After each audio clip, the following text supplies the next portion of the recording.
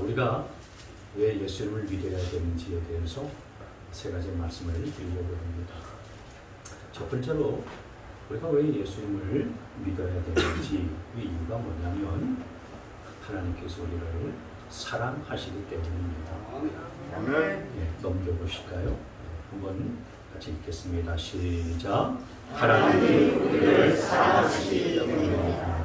하나님이 우리를 사랑하시기 때문에 우리는 예수님을 잘 믿어야 됩니다. 세상 사람을 나누면 크게 두 부류예요. 하나는 하나님의 존재를 믿는 사람하고 믿지 않는 사람입니다. 이렇게 세상은 두 부류로 나눌 수가 있습니다. 근데 하나님이 존재한다라는 것을 믿지 않는 분의 이야기를 들어보면 왜 믿지 않느냐? 보이지 않기 때문에 믿지 않는다라고 말씀을 하고 있습니다. 눈에 보이거나 손에 잡히거나 어떤 증거가 확실하다면 내가 믿을 텐데 보이지 않는 분을 어떻게 믿느냐 이렇게 이야기를 하는 거죠. 그런 분들이 많이 있을 거예요. 아마 여러분도 마음속에 그런 생각이 있는 분들이 있을 겁니다. 근데 여러분 눈에 보이지 않는다고 믿을 수 없다라고 이렇게 말한다면 그것만큼 어리석은 일은 없습니다. 예를 들어서 이 중에 지금 공기가 있잖아요. 그래서 우리 공기 때문에 호흡을 하고 숨을 쉬면서 살고 있지 않습니까? 근데 그 공기가 눈에 보이지 않습니다. 눈에 보이지 않는다고 없다고 말할 수는 없잖아요. 여러분 사람이 손바닥을 딱 펼쳐보면 아무것도 안 보이는 것 같잖아요. 근데 현미경으로 가만히 들여다보면 우리의 손바닥에 얼마나 많은 오염물질과 먼지가 잔뜩 끼어 있는지 알 수가 없는 겁니다. 또 부모님의 사랑도 마찬가지죠. 부모님이 세상에 부모님은 다 자식을 사랑합니다. 근데 자식을 사랑하는데 그걸 어떻게 알 수 있습니까? 사랑하는 마음이 눈에 보입니까? 그 눈에 보이지 않아도 부모님이 자식을 위해서 헌신하고 희생하는 모습을 보면 부모님에게 나를 사랑하는 사랑의 마음이 있으시구나 라는 것을 느끼고 깨닫고 알게 되어지는 것입니다. 우리나라에서 평생을 사신 분은 프랑스 파리에 에펠탑이 있는데 그게 있는 줄 몰라요. 비행기를 타고서 10몇 시간을 가서 프랑스 파리에 가면은 324m의 높은 철탑인 에펠탑이라는 게 있어요. 근데 평생토록 우리나라에만 살고 한 번도 그 해외에 가보지 아니한 분은 그런 소리 하지 마라. 세상에 324m의 철탑이 어디 있다고 그러느냐. 그 거짓말 하지 마라. 그렇게 말하는 거예요. 안 가봤으니까 그리고 못 봤으니까 없다라고 그렇게 믿고 확신하는 거죠. 근데 가본 사람은 저 파리에 세계적인 명물, 파리의 명물인 에펠탑이 있구나 아는 거예요. 그때는 여러분 눈에 보이지 않는다고 해서 없다라고 이렇게 말하는 것만큼 어리석은 것은 없는 겁니다. 여러분 눈에 보이지 않는다고 해도 존재하는 것들은 세상에 수없이 많습니다. 안 보인다고 없는 게 아니에요. 우리 하나님도 마찬가지입니다. 하나님은 영이시기 때문에 눈에 보이지 않지만은 존재하시고 살아계신 분이세요. 그리고 그렇게 살아서 존재하시는 하나님은 저와 여러분을 사랑하신다는 사실들을 믿으시기를 바랍니다.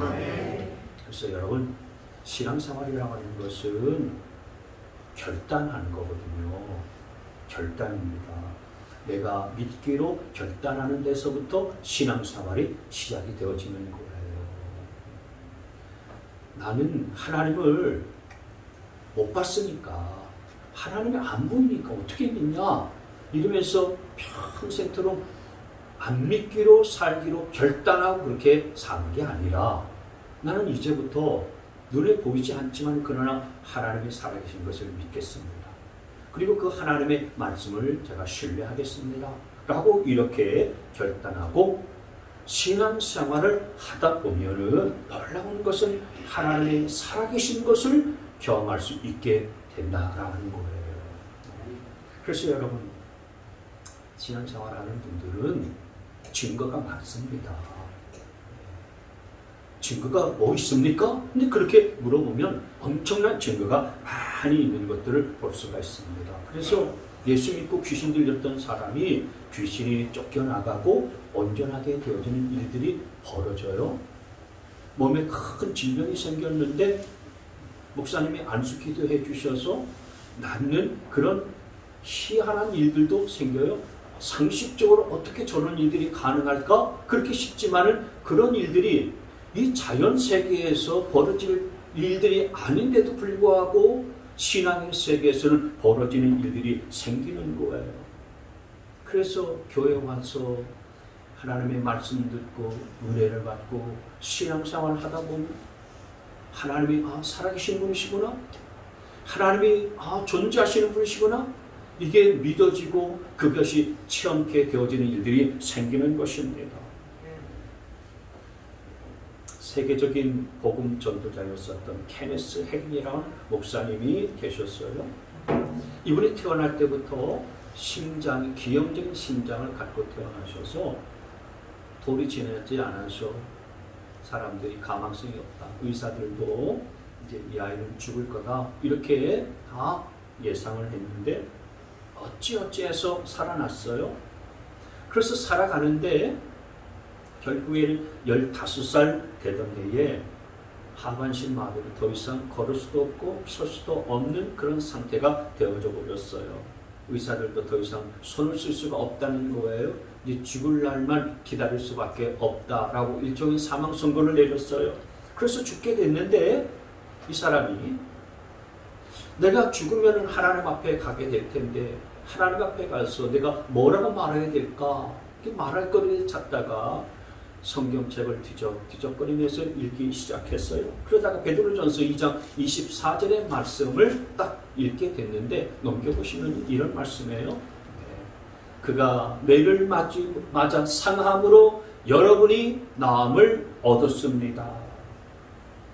그러니까 이 말씀이 딱 마음에 새겨지게 된 거예요. 그분이 매를 맞음으로 인해서 내가 나음을 얻었다?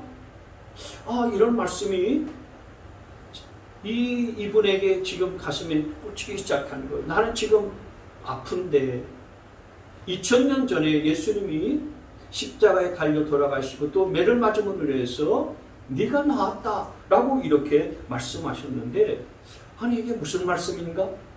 이 말씀이 무슨 의미가 담겨져 있는가? 나는 지금 아파서 누워있고 죽음만을 기다리고 있는 처지인데 성경은 네가 믿으면은 이미 너는 나음을 얻은 자다 라고 이렇게 말씀해 주셨으니 이게 무슨 말씀인가 굉장히 궁금했어요. 그래서 계속해서 성경을 또 뒤적거리면서 읽기 시작하는데 이번에는 마가복음 11장 23절에서 이분이 딱 멈춰 섰어요. 마음에 의심하지 않고 말한 대로 될 것을 믿으면 그대로 이루어질 것이다. 마음에 의심하지 않고 믿으면 그대로 이루어진다는 말씀이에요. 그 다음에 또 넘어가서 그 다음 구절에 24절에 보니까요, 기도하면서 구하는 것은 무엇이든지 그것을 받은 줄로 믿어라, 이런 말씀을 듣게 된 거예요. 보게 된 거예요. 그래서 이 말씀을 보면서 그렇다면 하나님 저는 이미 나았습니다. 나는 나은 줄 믿습니다. 이렇게 하나님의 말씀을 붙잡고 기도하기 시작을 했어요.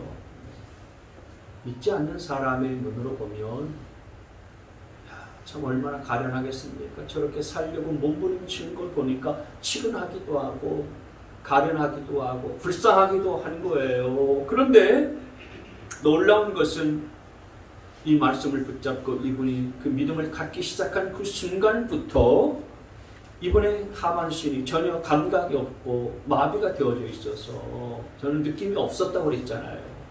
근데 이 말씀 붙잡고서 기도하는 순간부터 자기의 발이 수백 개의 바늘이 자기를 찌르는 듯한 고통을 느끼기 시작했다 이거예요.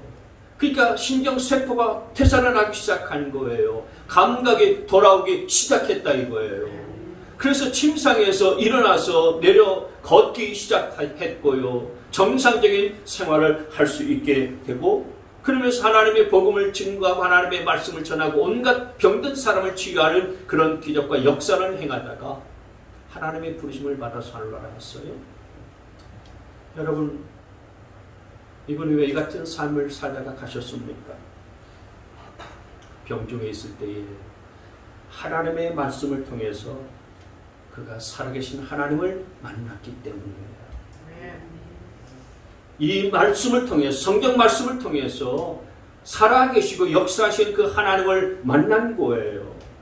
하나님을 만나서 문제도 해결받고 질병도 치유받고 그리고 삶이 변화되어지는 역사가 나타나게 됐었던 것입니다. 여러분, 이런 삶에 무슨 논리가 필요하고 뭔 과학적 증거가 필요합니까? 내가 그렇게 하나님의 말씀으로 나왔다는데 거기에 어떤 논리가 필요할까요? 무슨 설명이 덧붙여야 되겠습니까? 그 하나님이 오늘 나를 사랑하시고 여러분을 사랑하신다는 사실들을 믿으시기를 바랍니다. 아멘. 근데 많은 사람이 이런 하나님의 은혜와 하나님의 사랑을 무시하고 살기 때문에 하나님의 놀라우신 역사를 경험하지 못하는 거예요. 저는 여러분들이 이렇게 교회에 나올 때마다, 예배에 나올 때마다 우리를 사랑하시는, 살아계신 하나님을 만날 수 있는 체험을 갖게 되시길 주님의 이름으로 축복합니다. 하나님이 우리를 사랑하시기 때문에 우리가 주님을 믿어야 된다 이거예요. 두 번째로 우리가 예수님을 믿어야 되는 또 하나의 이유가 있다면 그건 죄를 해결하는 길이 바로 여기 있기 때문에 그런 겁니다. 같이 한번 읽어볼까요? 자, 시작. 죄 문제 해결하는 길이 있기 때문이다. 여러분, 사람은 살면서 죄의 문제를 가지고 삽니다. 어떤 분은 목사님, 저는 죄 지은 게 없는데 왜 저를 보고 자꾸 죄인이라고 그러십니까? 이렇게 말씀을 하시는 분들이 계실지 몰라도, 그러나 내가 죄인이라고 하는 사실은 누구도 부인할 수 없어요. 혼자 있을 때에, 아무도 없는 그런 순간 가운데에 있을 때에, 남이 보지 않을 때에 우리는 내 마음으로, 내 생각으로, 어떤 때는 내 행실로 죄를 범할 때가 너무나도 많은 자들이에요. 누구를 죽이고 싶을 만큼 미운 생각이 들잖아요. 그리고 일이 안 되면은 원망하고 싶고, 그리고 그 사람을 향하여서 불평하고 싶은 마음이 굴뚝 같지 않습니까? 그리고 계속해서 인생이 꼬이면은 안 좋은 생각을 마음속에 품고서 살아가는 것이 인간 아니겠어요? 그래서 세상 천지에 나는 깨끗합니다, 나는 의롭습니다 라고 말할 수 있는 사람은 아무도 있지 않다는 거예요. 그래서 우리 모든 사람은 다 죄인이에요. 근데 여러분, 이 죄 문제는 반드시 해결해야 되는데, 죄는 반드시 두 가지의 결과가 따르기 때문에 그렇습니다. 첫째는 죄를 짓게 되면 반드시 고통이 따르게 되어져 있어요. 그래서 죄 문제는 해결받아야 되는 거예요. 죄를 지으면 그 결과로 말미암아서 고통이 오게 되어져 있는 겁니다. 로마서 6장 23절 말씀에 보면 죄의 싹은 뭐라고 그랬냐면 죽음이라고 말했어요. 다시 말해서 죄를 지음으로 인해서 나타나는 결과는 모든 인생이 다 죽는다, 사망에 빠지게 되는 결과를 얻게 된다라고 말씀해요.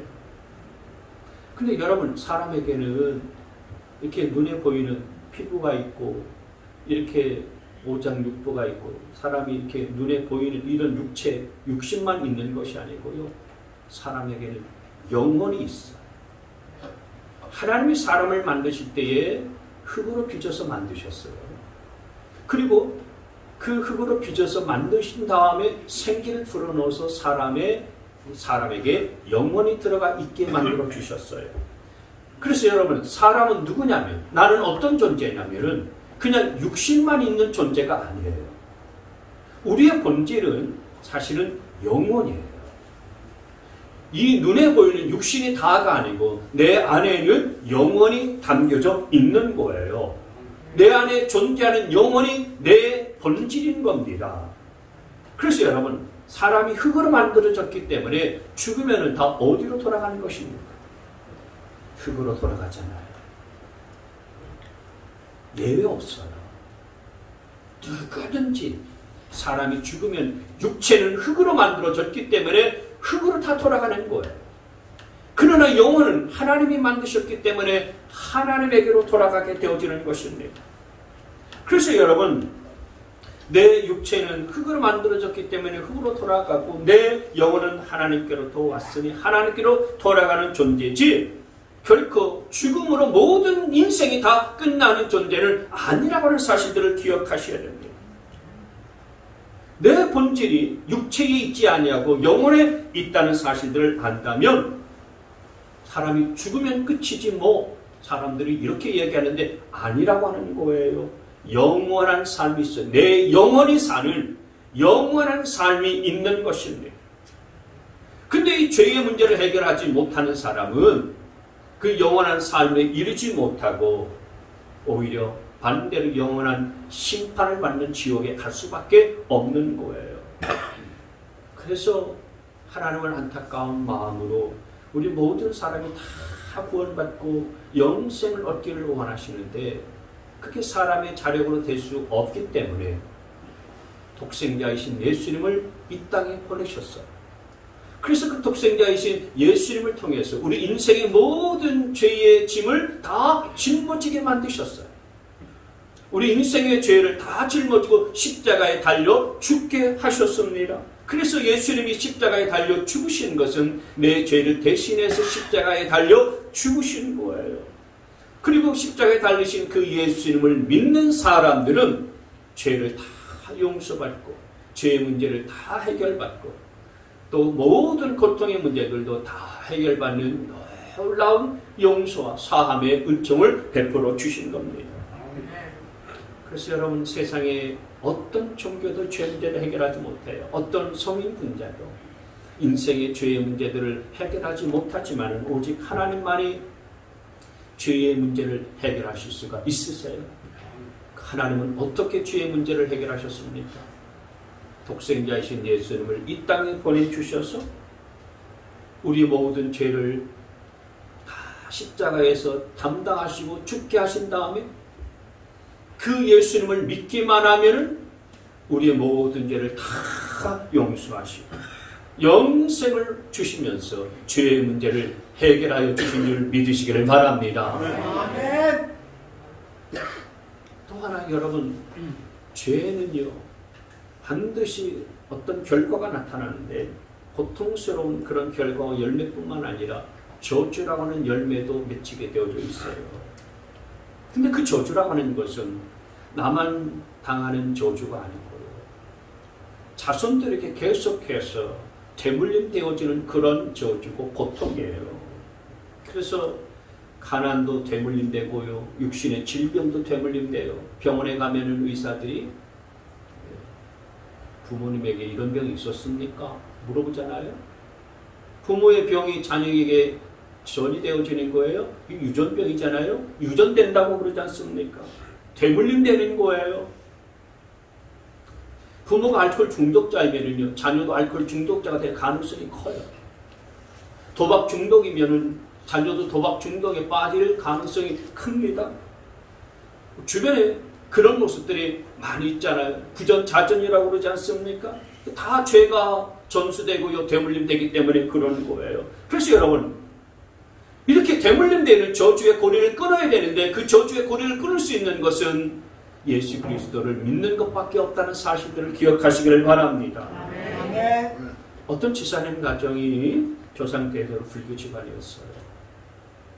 그래서 자기 할머니도 얼마나 철저하게 그냥 그 절에 다니시고 불교를 믿는지 그렇게 그냥 우상을 섬기는지 너무너무 철저하고 독실하게 불교 집안이었는데 근데 다들 40대 여자라고 아는 거예요.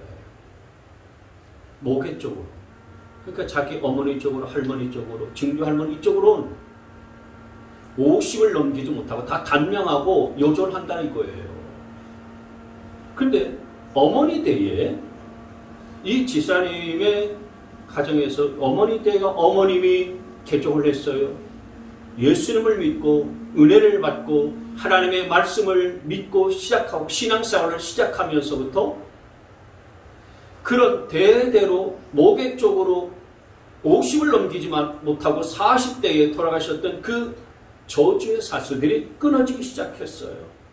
그래서 지금도 교회에서 권사님으로 잘 섬기고 계신데 70이 넘어서까지 사시면서 하나님의 교회를 잘 섬기고 은혜롭게 믿음의 생활들을 잘하고 있는 겁니다.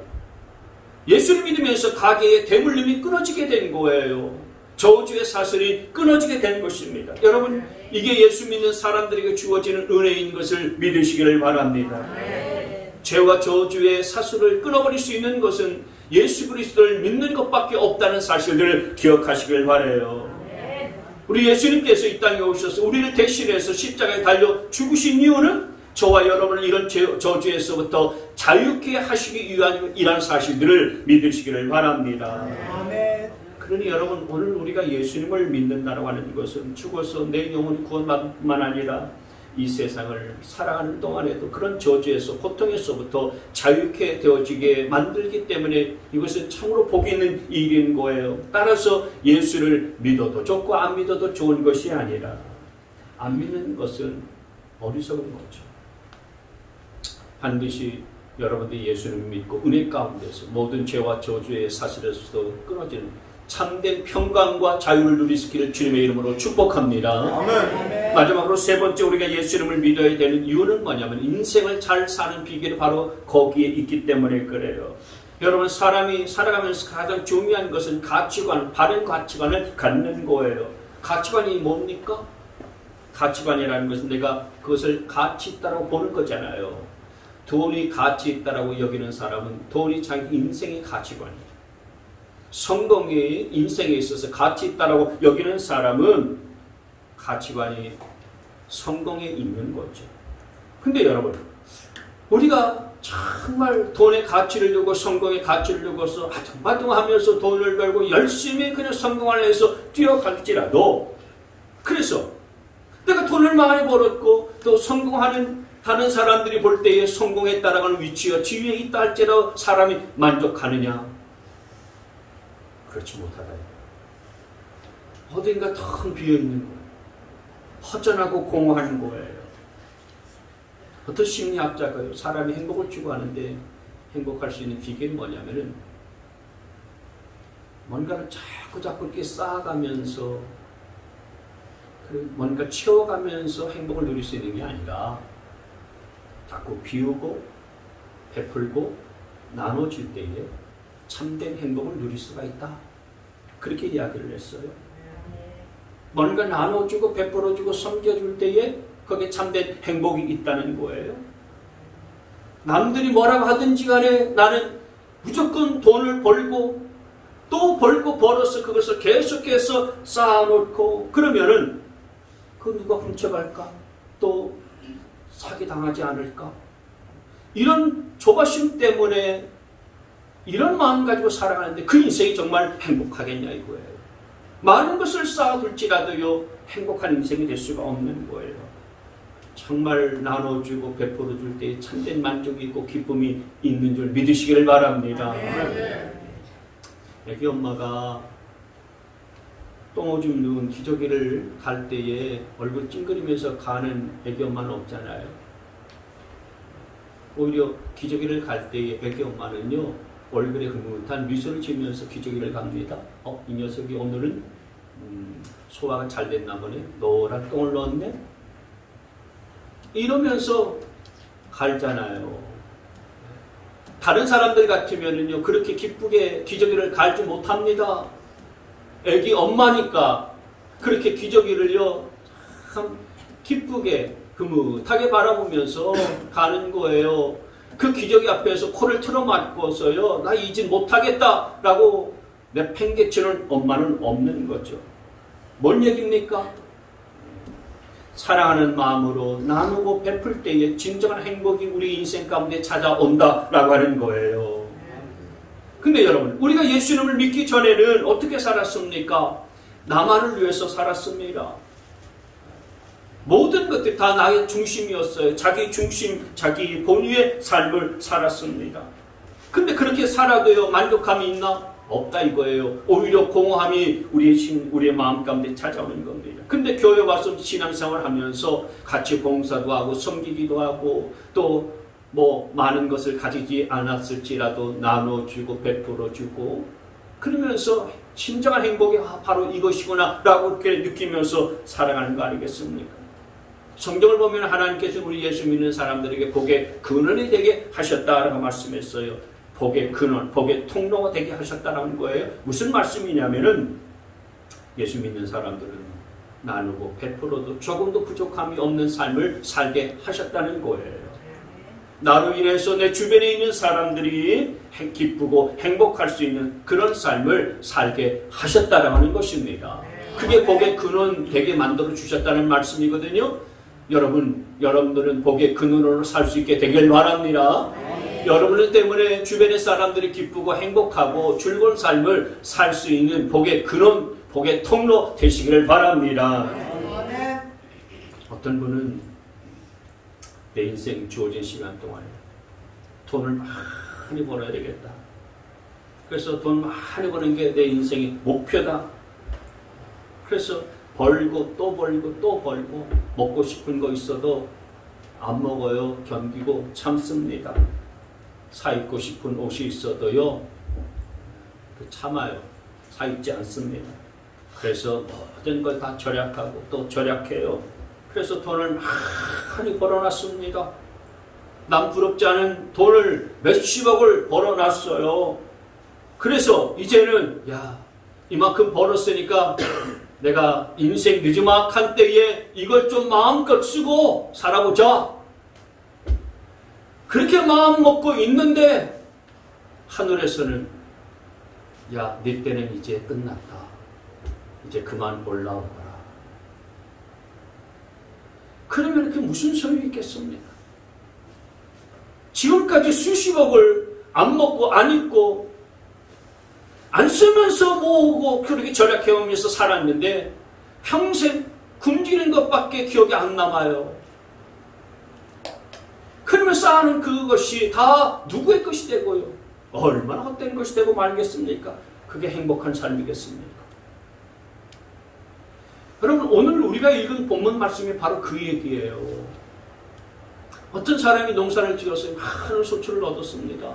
그래서 이 많은 소출과 곡식들을 쌓아놓으려니 기존의 창고가 너무 부족한 거예요. 그래서 더 큰 창고를 지었어요. 거기에다가 쌓아놓고 또 쌓아놨습니다. 더 큰 창고를 짓고 또 거기에다도 자꾸 재워놨어요. 그리고 난 다음에 이제 내가 실컷 먹고 마시고 즐겨야지.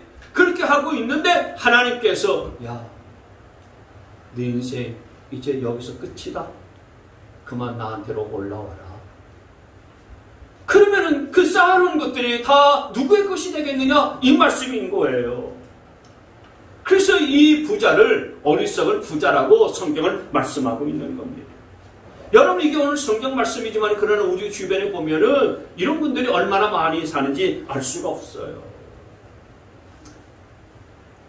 어떤 부흥사 목사님이 이 말씀을 하시면서 그렇게 한 푼 두 푼 모아가지고 쌓아놓고서 못 쓰고 죽는 거 차라리 어차피 못 쓸 거라면은 그냥 백화점에 가서 저게 다 내 거다 그러면서 살라라고 하는 거예요. 어차피 내 집에 쌓아놓고 한 푼도 못 쓰나 거기 백화점에 있는 건 내가 또 안 쓰나 그게 그거라는 것입니다. 그래서 보석점에 가서요 그냥 한번 쭉 보고 내 거 잘 있구나 그러면서 살라는 겁니다. 그러니까 그런 거예요. 여러분 근데 하나님께서 저와 여러분에게 복의 근원이 되게 하시겠다라고 하는 것은 우리에게서 정말 조금도 부족함이 없게 하시겠다라고 하는 거거든요. 내가 오늘 있는 것을 감사하고 쓰고 나누고 베풀면은 내일은 뭘 쓰지? 이렇게 염려하고 걱정이 되겠지만 그러나 내일을 염려하지 않도록 하나님께서는 부족함이 없이 채워주시겠다라고 하는 것입니다. 그래서 늘 풍족하고 감사하게 인생을 살 수 있게 만들어 주신다라고 하는 거예요. 그러니 여러분은 복의 근원, 복의 통로로 사실 수 있게 되어지기를 주님의 이름으로 축복합니다. 그래서 여러분, 예수 믿는 사람들이 살면서 쪼달리는 것 때문에 두려워하거나 염려하지 않는 이유는 뭐냐면은 하나님께서 하시는 모든 일들은 반드시 좋은 결과를 안겨다 주기 때문이라는 사실을 믿는 것 때문에 그런 거예요. 하나님은 합력하여서 다 모든 것들 선을 이루시는 분이신 거예요. 그래서 여러분, 우리가 하나님을 믿고 감사하면 하나님께서는 우리 가운데 반드시 놀라운 일들을 행하시고 기적을 베풀어 주심을 믿으시기를 바랍니다. 이야기 하나 하고 마칠게요. 서울의 세브란스 병원에 입원한 어느 목사님, 어느 교회의 사모님이 위암에 걸려가지고 수술받게 됐어요. 그래서 병원에서 의사 선생님이 수술을 하기 위해서 개복을 하는데 이 암이 너무 커져가지고 손을 쓸 수가 없었다는 거예요. 근데 그 의사분이 믿는 분이었어요. 그래서 이 의사분이 사모님에게 노트를 한 권 건네주면서, 사모님 병원에 계실 때에 할 일도 별로 없으시니 인생을 돌아보면서 감사했었던 일들이 있으면 하나씩 한번 적어보세요. 그러면서 노트하고 볼펜을 주더랍니다. 그래, 이해 안 할 수도 없고 의사 선생님도 이렇게 말씀을 하시니까 이 사모님께서 그 노트를 딱 받아들고서 감사하는 일이 뭐가 있을까? 처음에는요, 생각이 나지 않더라는 거예요. 자기 병이 지금 더 고통스럽고 아픈데 뭐 감사할 일이 생각나겠습니까? 그런데도 하나씩 적어보는데요. 첫째는 예수 믿어 구원받게 하시니 감사합니다. 둘째는 못된 성격이지만 목사 사모가 되어서 교인들을 더 사랑받게 하시니 감사합니다. 셋째는 자녀들이 지혜롭고 건강하게 커가게 하시니 감사합니다. 그러면서 병원에 있는 동안에 며칠 만에 137가지의 감사 제목이 쭉 생각이 나서 기록했다는 거예요. 그래서 그 감사를 쭉 적고 있는데 어느 날 의사 선생님이 오셔가지고 이제 병원에서 더 치료할 것 없으니까 혹시 집에 가셔서 복수가 차면은 그때 복수 빼기 위해서 병원에 한번 오시고 이제 가시라고. 그래서 퇴원시키더랍니다. 퇴원하면서 계속해서 그 노트를 들고서 감사할 거리를 매일같이 적었다는 거예요. 자신의 인생을 돌아보면서 이제 죽을 날이 얼마 남지 않았으니까 감사할 거리를 계속해서 찾고 적기 시작했어요. 근데 감사거리를 적고 또 적고 적다 보니까요, 은혜가 쭉 많아진 거예요. 내 삶이 얼마나 하나님의 은혜와 하나님의 축복 속에 지나왔는가. 이게 계속해서 떠오르면서요, 끊임없이 감사의 일기를 적을 수 있게 됐다는 거예요.